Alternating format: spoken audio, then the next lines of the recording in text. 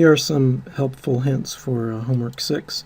So I'm going to walk through at least some of the parts and just discuss the problem, what's being asked, how you should approach the problem, and if there's some added content that's needed along the way, maybe I'll add that as well.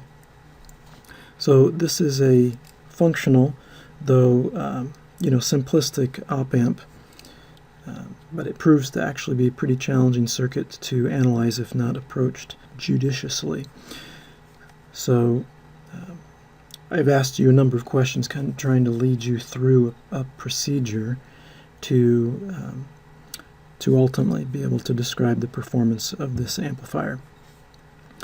So I'm going to jump to, well, before we jump into anything, let's just look at the circuit. So clearly, if you've watched any of the videos on IC building blocks, and then that's chapter 7, and then the BJT differential pair introductory lecture on chapter 8, you'll recognize that right here in the left side we have a differential pair. Now in the in most configurations you'll actually see, or I think like in the textbook when it's introduced, and when I introduced it in the video lecture, I had a current source here instead of a 22K resistor. So either will work. Of course, the current source is more ideal. The current that's going to be flowing here is going to be determined by the operating point voltage of these two differential inputs. So somewhere down, I forget which problem it is, right here, number 7, determine the operating point of the input differential pair. Notice that I specify at that point that the two inputs are to be 0.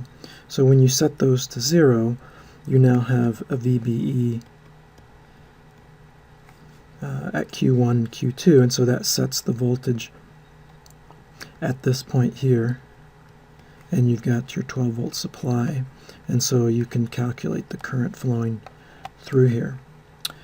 So you've got a differential pair. The output you should be able to see is single-ended because we're only taking it from here, and we're not taking it across both or two resistors, two collector resistors. So it's a single-ended output, and the output of this stage feeds the input of this next stage here, which you should recognize that this is a grounded amplifier. It's a common emitter amplifier. But what's a little different is that you don't have a resistor pulling up at the collector to the supply line. You have this composite circuit here comprised of two transistors and two resistors. And what that is hinted at, or is actually divulged in question 3. Perform the DC analysis of the current source. Determine how much current it sources, and B, determine its output voltage compliance. How close to the supply rail can the output get while still ensuring that the current source function as a constant current source.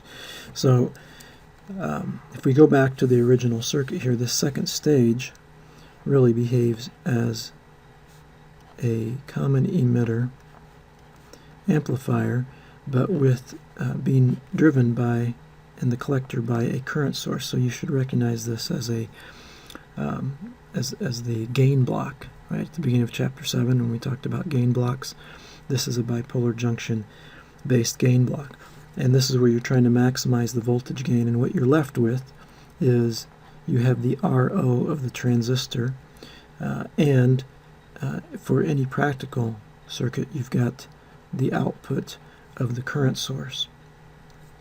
So when you go to analyze this circuit in the small signal, you're going to have a controlled current source that is going to be driving as a load ROS in parallel with RO3, and that will be your output voltage.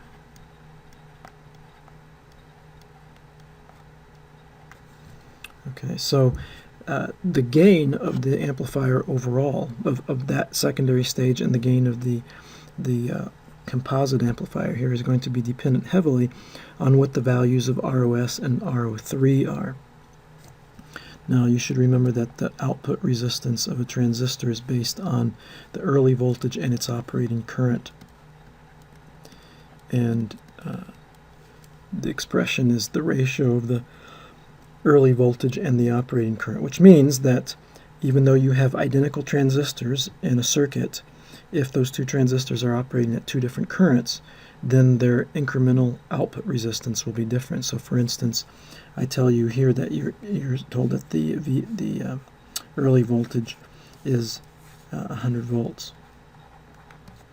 All right, so at 1 milliamp of bias current, RO is 100K, but at 10 milliamps of bias current, it's 10K, at, and so forth. So you won't know what RO is until you know what the bias current is. You won't know what the bias current is until you calculate how this current source actually works and what its sourcing current is. And furthermore, you won't really be able to determine the gain of this stage and the overall composite amplifier until you've also determined what the value of ROS is, the output resistance of the current source.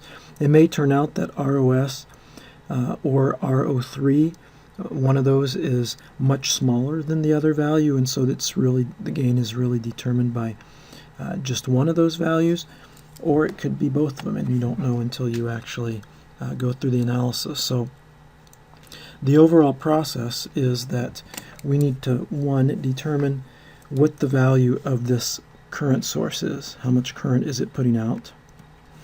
That will set up the operating point for the output circuit. We'll need to figure out, so we need to get IS. We'll need to determine ROS, the output resistance of this current source. We'll need RO3, and of course once we have the operating current, then we could calculate like GM3, that's the transconductance of Q3, and with these you could then calculate the voltage gain of this secondary stage. All right, so if we call this the second stage here,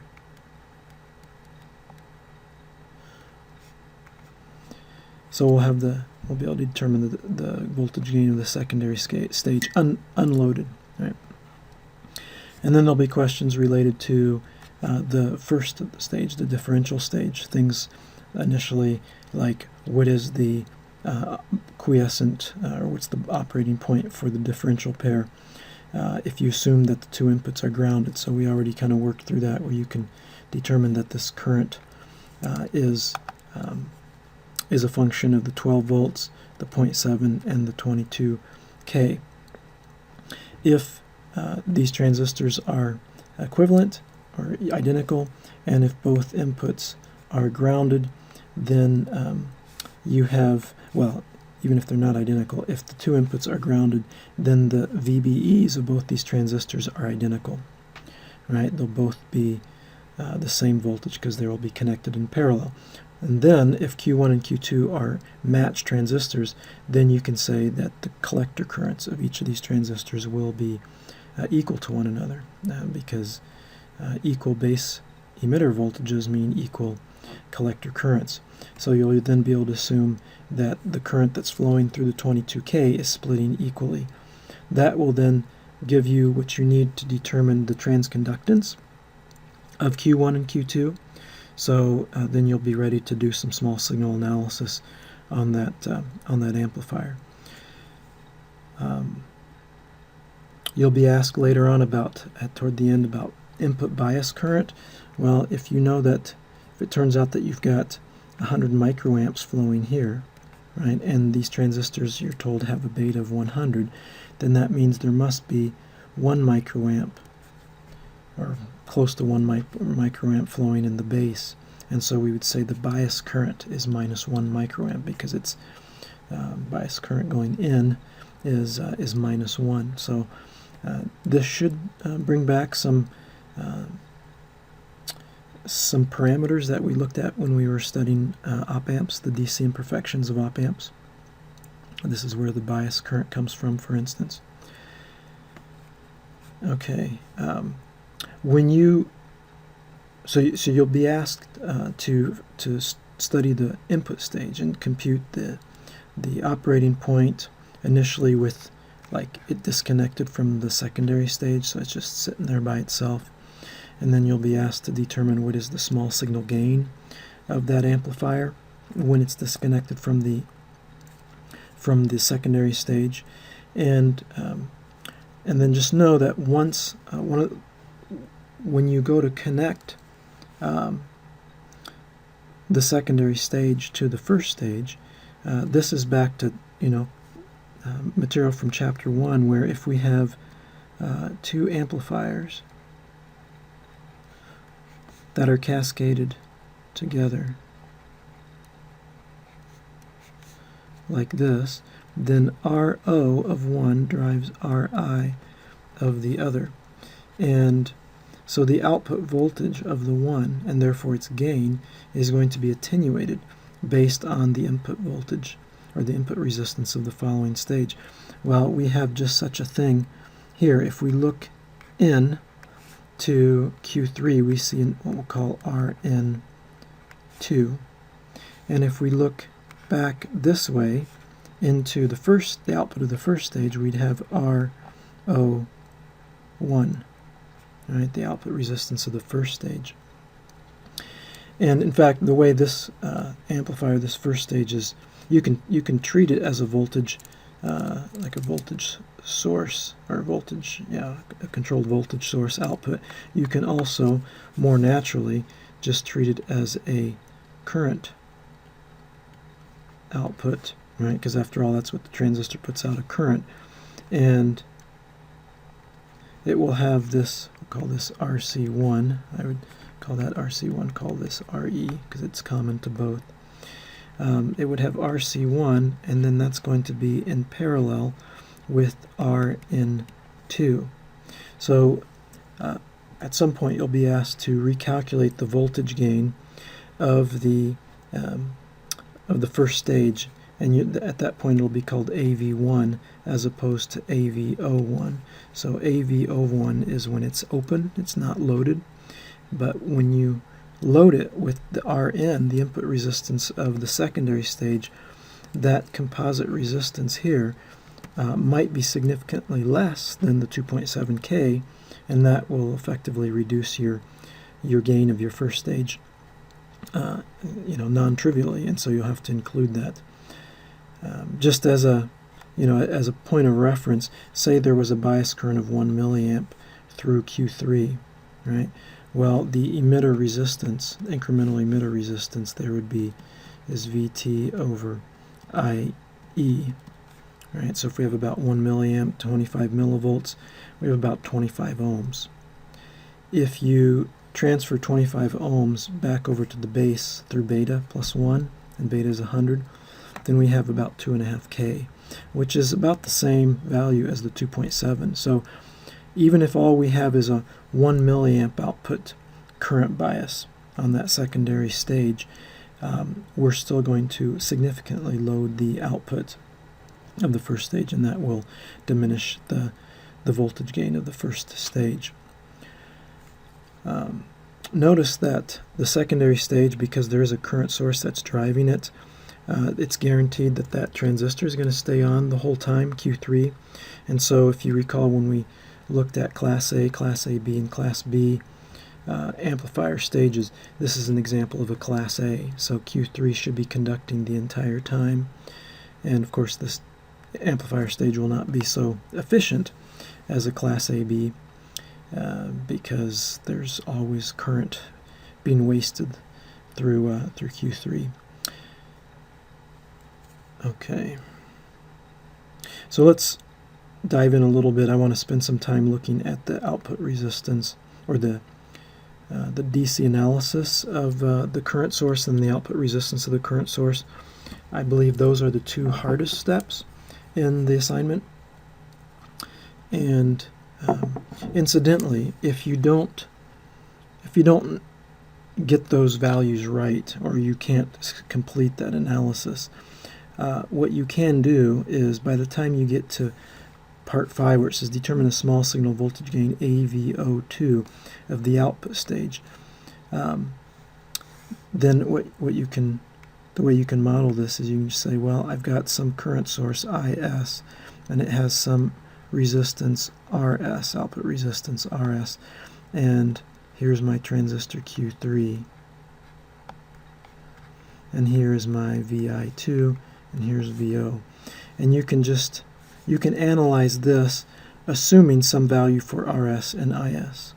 Okay, so if you don't come up with values for 3 and 4, I would say assume that IS, let's say, is 10 milliamps, and assume that RS is 1 mega ohm. Okay, just now they aren't that value, so your answer, your work will numerically won't be correct. But you can go ahead and carry on and just kind of leave a place for, if you go back and correct IS and RS later, that can just filter right through all of your work from there on out. Okay, so for this DC source, just point out this is confusing because there's clearly feedback, right? These transistors are kind of connected, intertwined, right? The base is connected to the emitter of the one, and the base of the other is connected to the collector of the first. So something to just note is, for one, you might be more comfortable analyzing the circuit if we make the complement circuit, in other words, a ground referenced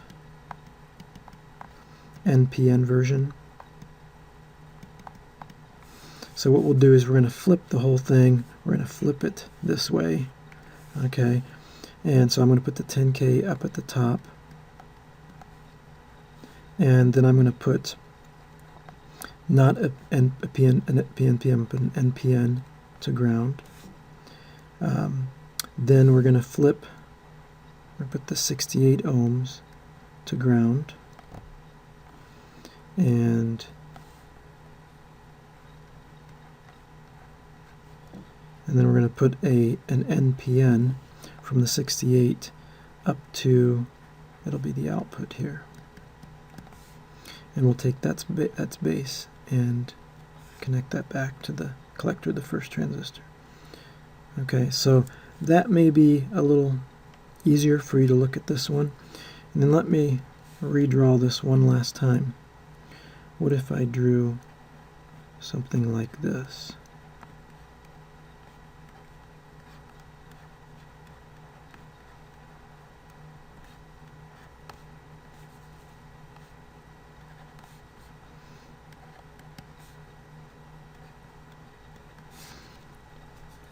What do you make of that?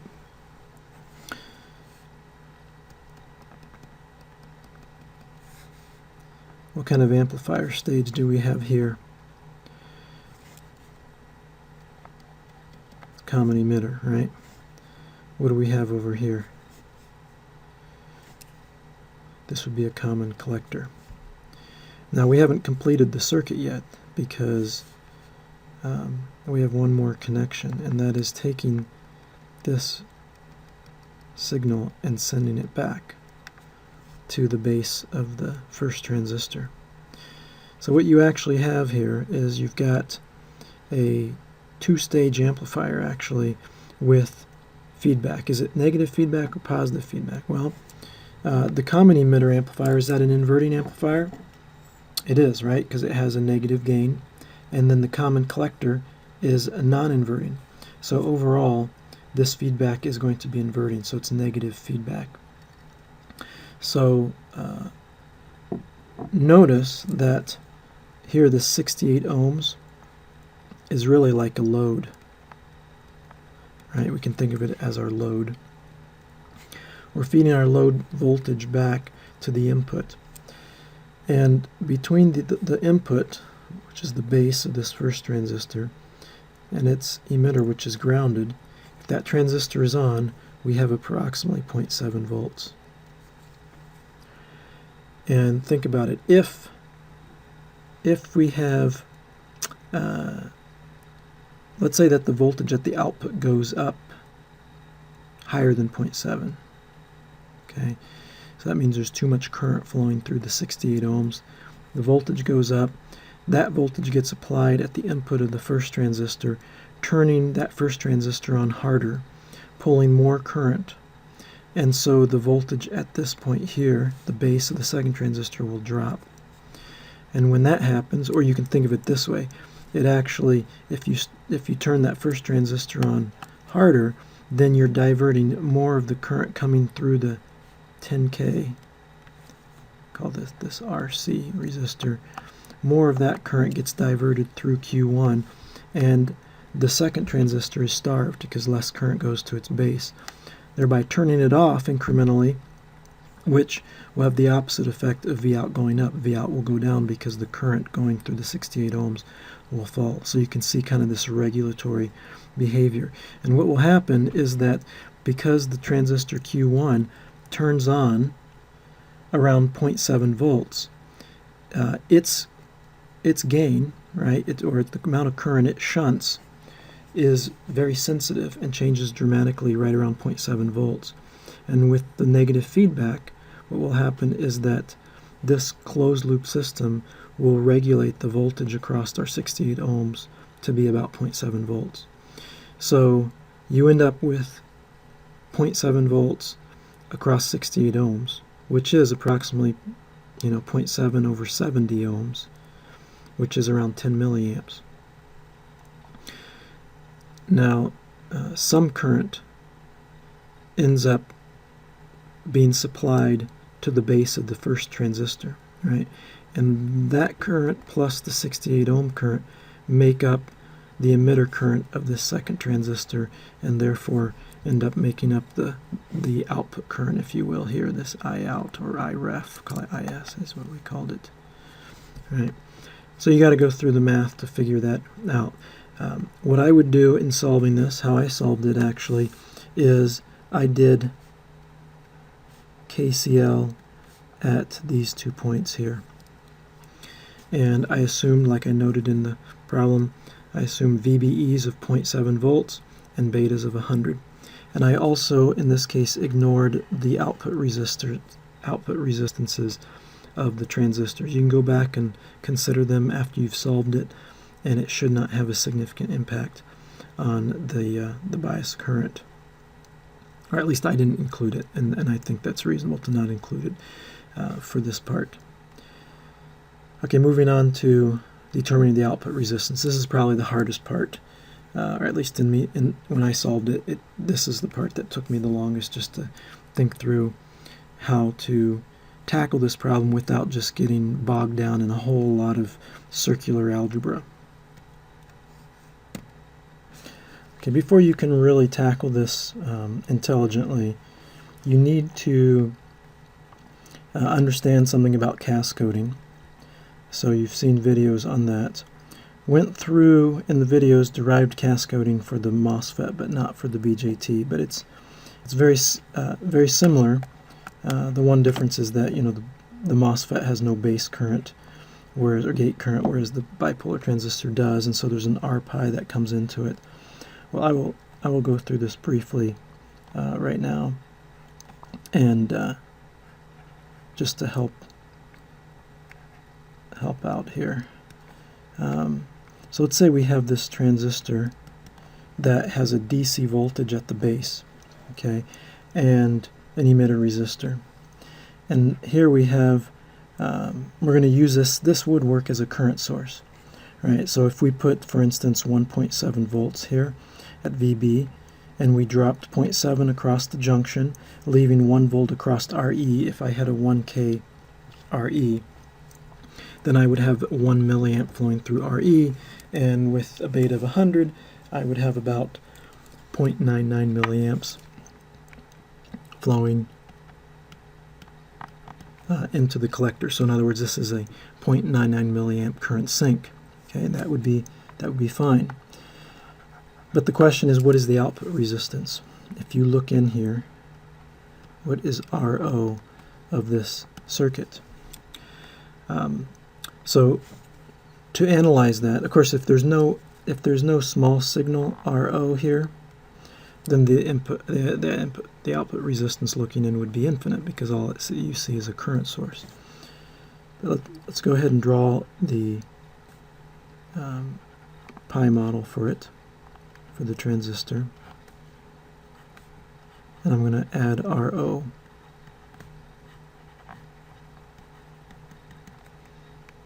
Okay, now, because this is a small signal, the capital VB is going to get turned off, so this is grounded. So notice that these two are in parallel. This is where the difference is from the MOSFET version. The MOSFET version has no R pi, that goes in parallel with RE. Now, this current source will put out a voltage that's GM times the VBE voltage. In other words, it's going to be I'll put VBE here, right? And this is the base, it's grounded, and this is the emitter. And the way we check for the output resistance is we're going to push some current IX, and then we're going to measure what is the voltage Vx at that node when we push in a small current IX. Okay, well, that Vx will be equal to, one thing to notice is that I can redraw this, where I will take this out and I will write this resistor as being RE in parallel with R pi. Okay. The other thing to notice then is that the current flowing through this combination if we do KCL through into and out of this circle here, we've got IX coming in, so we must have IX coming out. Okay, so the voltage Vx is going to be the voltage drop across RE in parallel with R pi plus the voltage drop across RO. So that's the value of RO times the current through it, which is going to be IX minus GM VBE. But VBE is equal to 0 minus VE. And VE is the voltage right here. And that voltage is minus RE parallel with R pi times IX. So therefore we have Vx equal to RE in parallel with R pi plus RO, and then we get plus GM RE, GM RO, GM RO RE parallel with R pi, all of that, then all of this times IX, so I can write this way. Okay. And I can rewrite this now. I can collect the RE in parallel with R pi. I say RE in parallel with R pi times the quantity 1 plus GM times RO, and then plus a RO by itself out here. All right, and this is approximately going to be, it'll turn out to be approximately this first term here. Okay, so what this shows is that when you look into the collector of a common emitter transistor that has a degenerative resistor RE, what you see is you see an RO that is approximately equal to that resistance. Well, and you end up getting R pi in there too. That's because of the BJT. Okay, times 1 plus, and you get this multiplicative effect, GM times RO. And if we look at GM-RO, GM-RO is equal to, now GM is IC over V thermal, and RO, if you recall, is defined as the early voltage over IC. So this is equal to VA over VT, which is really large, right? Because we have about 100 volts for these discrete transistors, and V thermal is 25 millivolts, which is 1 over 40. So this is 4,000. So we have a multiplicative effect of about 4,000 from what's in the emitter. So just already up front, if you have 68 ohms in the emitter, then you would have 68 ohms times 4,000, which is somewhere around 280K or something, I think. It's already pretty large.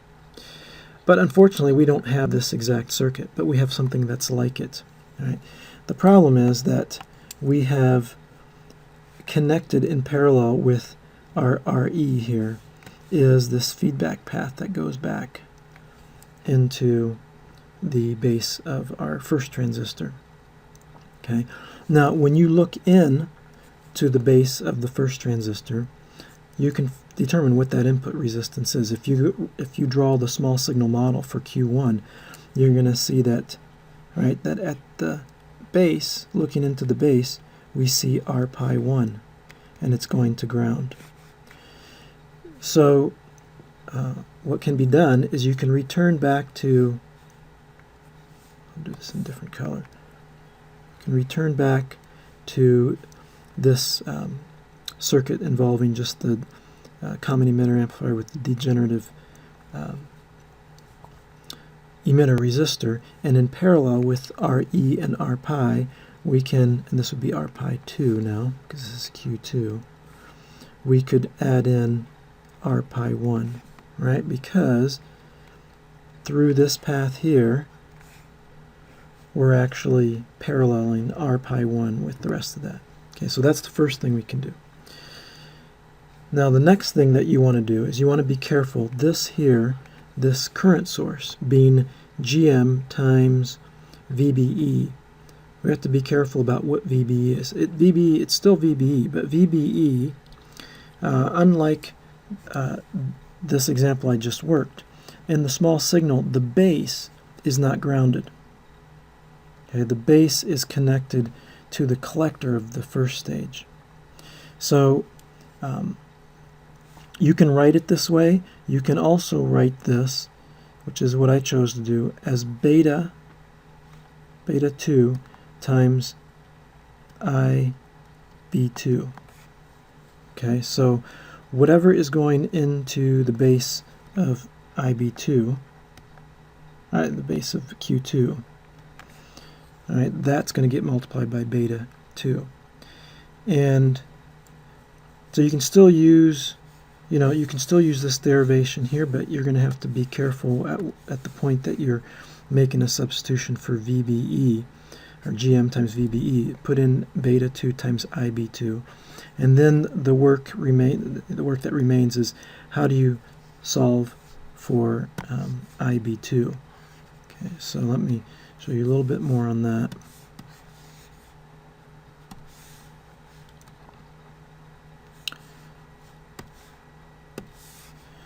Okay, so now what we need to do is draw the small signal model for the first transistor stage. So we have our RC, and whoops, let me hold off on that. Actually, we're going to draw the controlled source. This is GM1 times V.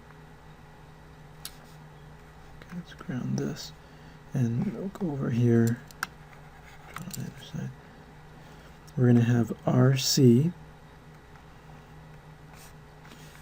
And then in parallel with that, right, we'll have RO1. This is Q1. So I have RO1. This goes over now to VB2. Okay, and this is GM1 times, it's the base emitter voltage of the first transistor, but the base emitter voltage, well, the emitter is grounded, and the base of Q1 is, we can just write well, I can write VBE1, but we can say this is just equal to VE of the second transistor, right, because of this feedback path right here.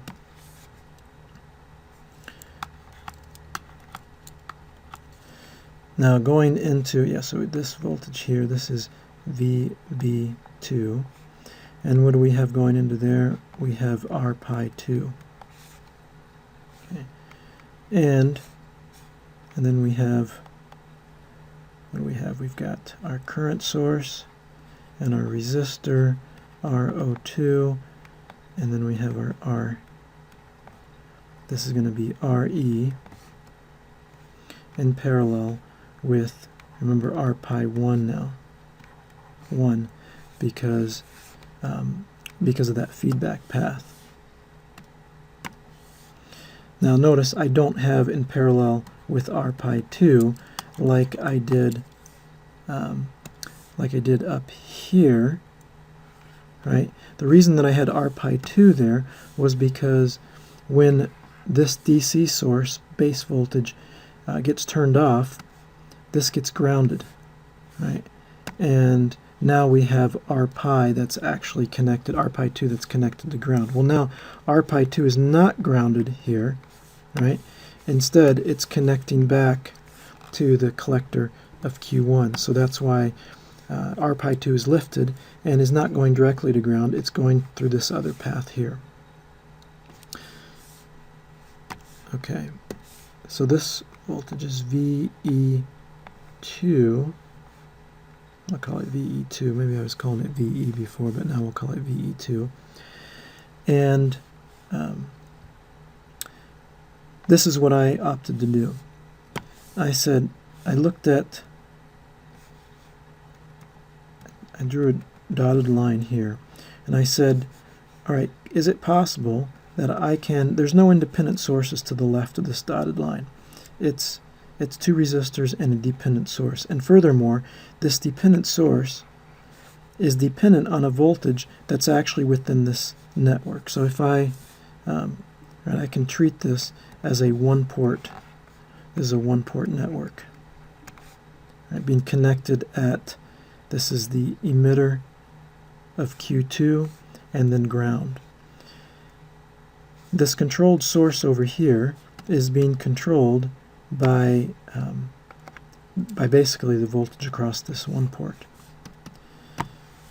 So because there's no independent sources in here, there's just a dependent source and two resistors, this whole thing looking in from the right side, looking to the left here, has an equivalent resistance. It has a Thevenin resistance. And so we need to find this. Right? And it's not hard to do because, and just as a hint, what I would tell you, the way I did it was I took this and I did a source transformation so that it was a voltage source in series with the resistor RC parallel with R01, and then that went in series effectively with R pi 2, and I just did, wrote a KVL equation or something. So you can get an R Thevenin. Okay, so at the end of the day, this here all can collapse to the following.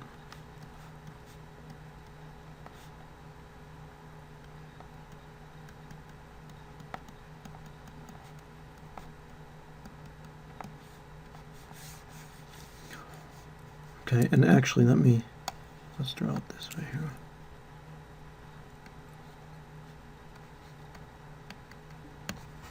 Okay, and what we need to be careful of is that this current source here for Q2 is beta 2 times, we said, IB2. IB2 is traveling this way here. This is IB2. So IB2 is this guy. Okay. And we know, again by KCL, that the current entering here, that current is Ix. If we send Ix in here and we measure the voltage Vx, okay, we're back to being able to write Vx over Ix and finding RO of our source by going back and looking at this, just this case of the common emitter amplifier with the degenerative resistor.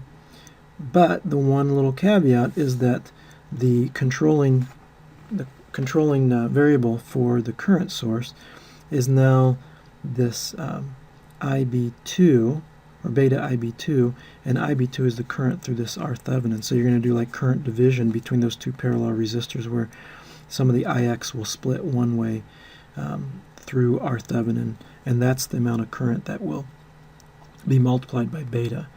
And we saw before already that the current that flows down through that controlled current source is what leads to a multiplicative effect of the resistor down in the emitter as it is presented up at the collector side looking in here. Okay, so as you can see, there's some thought and some algebra, some work involved in finding the output resistance, but I think I've given you a real good direction on how to, and procedure how to go through that.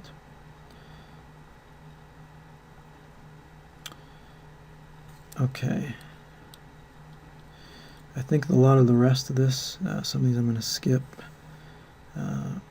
Okay, one thing that you're going to find that might be confusing if you come across it is when you go to analyze the operating point, like here in step 7, you're grounding both inputs. So you'd have a VBE of 0.7. So that means you're going to have this voltage of like 11.3 volts here. And you can determine what that current is. And then because the two VBEs of the transistors are the same and the transistors are matched, current's going to split evenly. Now you get over to, if you know the emitter currents, then you know the collector currents. And now you can calculate what the voltage is across this 2.7 volt resistor.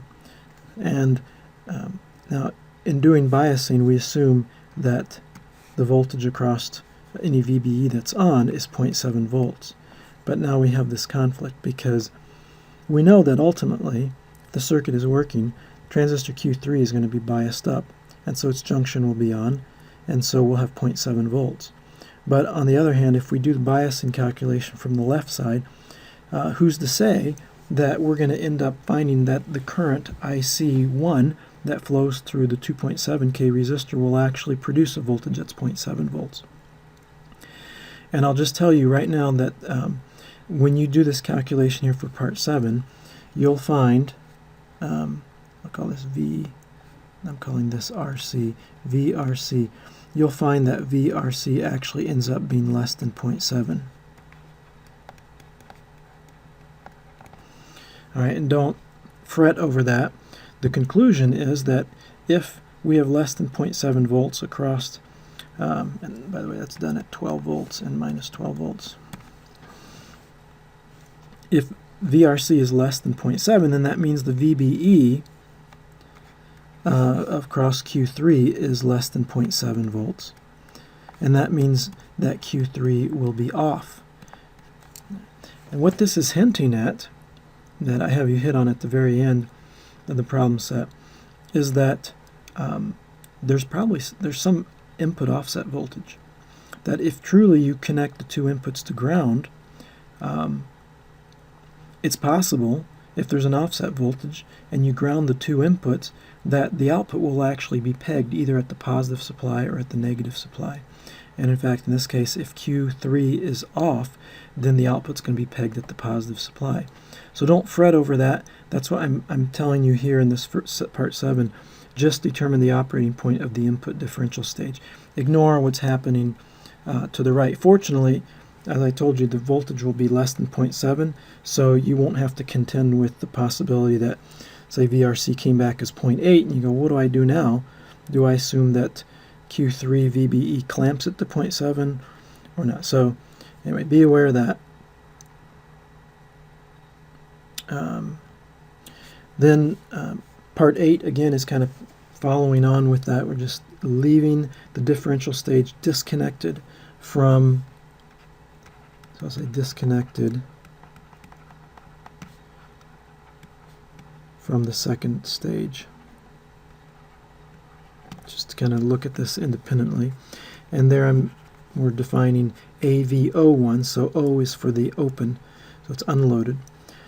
I ask you for the output resistance of that differential stage. That just means you're looking back in, back right here. This would be RO1.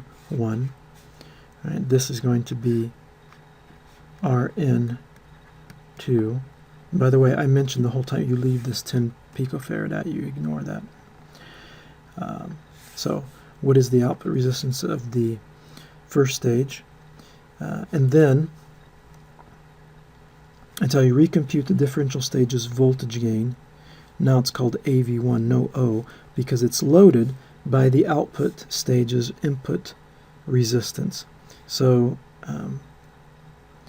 where did I ask you for the, okay, yeah, I asked for the input resistance of stage 2. That is, where did it go?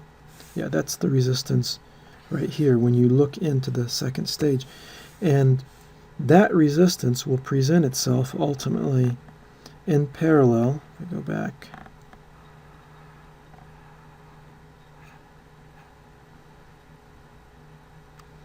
yeah, so well, yeah, it's going to present itself when in parallel with this guy. This will be Rn2 will be in parallel with Rc, and so when you write a gain expression for that first stage, you can expect the gain will be reduced because the net collector resistance will be less than 2.7 K. All right, then I ask you to look at the differential input resistance Rn1. So that is when you look between the two stages, from what not the two stages, the two inputs of the differential pair. So you have these two inputs.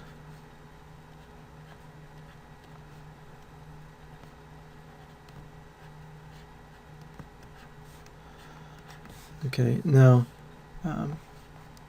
when we do the small signal, you're going to replace, what you can do is you can replace those transistors with their T models. So these are PNP, so I'm going to replace them with their T model where you have, this is the emitter 1, emitter 2, this will be RE1, RE2, and then these are tied together. And when we look at the small signal, because this is a current source, now granted it is actually, we can't open it up, we still have the 22K to ground, okay? But this will be, we're going to look between here and here, and this is where you can draw on a symmetry property of the differential pair, that if you are driving the input differentially, then as one voltage, say, increases, the other input voltage decreases. And so you have this teeter-tottering, if you will, but the teeter-tottering always occurs with basically a virtual voltage fulcrum, if you will, right at the common emitter point for both these transistors. In other words, the emitter of both transistors, its voltage becomes a virtual ground. Okay, it doesn't actually move away from ground. And because of that, so in other words, it's approximately at 0 volts. Because of that, there is no current flowing through the 22K. So you can leave that off. So now when you look between the two inputs, say you go in this side and you're coming back out this side and you're looking to see what is the resistance that you see. Rn differential, I call it R, just Rn1, but it's the differential resistance. You'll see that the only thing you actually the only current path really is to go through RE1 and then through RE2 and back. So that becomes the input resistance is the sum of those two. Okay, number 12, you're just combining the voltage gain that you found here in 10, where it's the loaded voltage gain of stage 1 and the unloaded voltage gain of stage 2, which was answered in part 5. There's no load connected at this point. Input bias current I already mentioned earlier, and then finally the input offset voltage. Okay, so on the input offset voltage, going back to this scenario I told you here in part 7, where you're going to determine the biasing of the bias point of the input differential stage, if you set the two inputs to 0 volts, you will find that the voltage across RC is less than 0.7 volts, and so the output stage is totally off. So clearly the output is not at 0. So if you want to actually find the offset voltage, what you do is you assume the output voltage is at 0. You can recompute biasing from the output stage with that assumption, and that will work back to a current, a base current IB3 that will be required in order to support the output voltage being at 0. Once you have IB3, you can do KCL at this node here, and at that point, because the Q3 will be conducting, you can assume that the VBE of Q3 is 0.7, and therefore you can assume that VRC is 0.7. And so you can compute then the current going through RC is just 0.7 over 2.7. So now you have a current that is imposed on going through the 2.7. You have a base current IB3 feeding Q3, which will ensure the proper current flowing in the output segment here to produce an output voltage of 0. And by KCL, that then dictates what this current IC1 will be. And you'll find that that current is not just half of the current going through the 22K. It will be either more or less, which, based on what it is and based on the total current flowing through these two differential pairs, you can calculate the current IC2 going through Q2 as just whatever remains of the total bias current once you subtract IC1. All right, and you're almost there. Now, if you know the two currents that are flowing through these transistors Q1 and Q2, you can use the relationship that, well, we have IC, right, is equal to IS times e to the VBE over V thermal, right? And so we can write actually VBE is equal to V thermal times the log of IC divided by IS. And you will have a VBE1 due to IC1, and you will have a VBE2 due to IC2. And what I did not tell you, but I'm going to add to the Evernote posting, is I need to give you a value for IS. So use a value of 7 femtoamps.